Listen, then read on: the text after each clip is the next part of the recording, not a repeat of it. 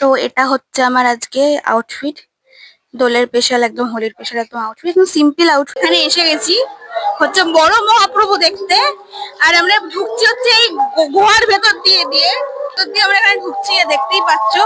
আর দেখতেই পাচ্ছ কিরকম লাগছে এখানে ভেতরে, গুহার ভেতর। তো আমরা এখন যাচ্ছি, এ হচ্ছে গুহার ভেতর দিয়ে, একদম এই গুহার ভেতর দিয়ে আমরা বেরিয়ে।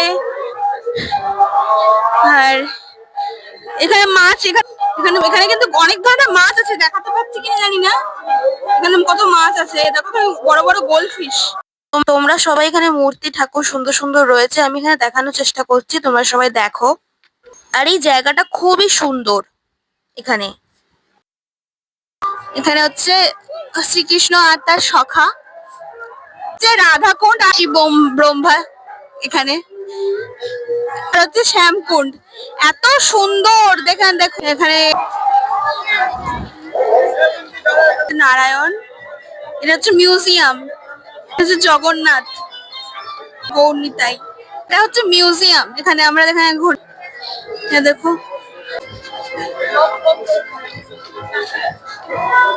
এটা হচ্ছে অষ্টসখী আর রাধা কৃষ্ণ রয়েছে, কি এত খুব সুন্দর।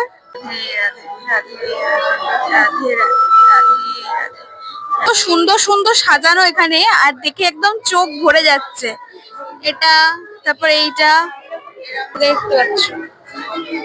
এত, আমি এখন দেখাতে চলেছি এখানে পঞ্চতত্ত্ব, পঞ্চতত্ত্ব জুড়িয়ে যাচ্ছে। এখানে হচ্ছে জগন্নাথ, এখানে হচ্ছে গোবর্ধন পর্বত হাতে নিয়ে। আর এই হচ্ছে 60 ফুট মহাপ্রভু। হ্যাঁ, এই হচ্ছে, এটা হচ্ছে 60 ফুট মহাপ্রভু। জয় মহাপ্রভু, জয় গৌরনিতাই, জয় গৌরনিতাই। 60 ফুট মহাপ্রভু পুরোটা দেখাচ্ছি, আমি একটু কাছ থেকে আমি দেখানোর চেষ্টা করছি।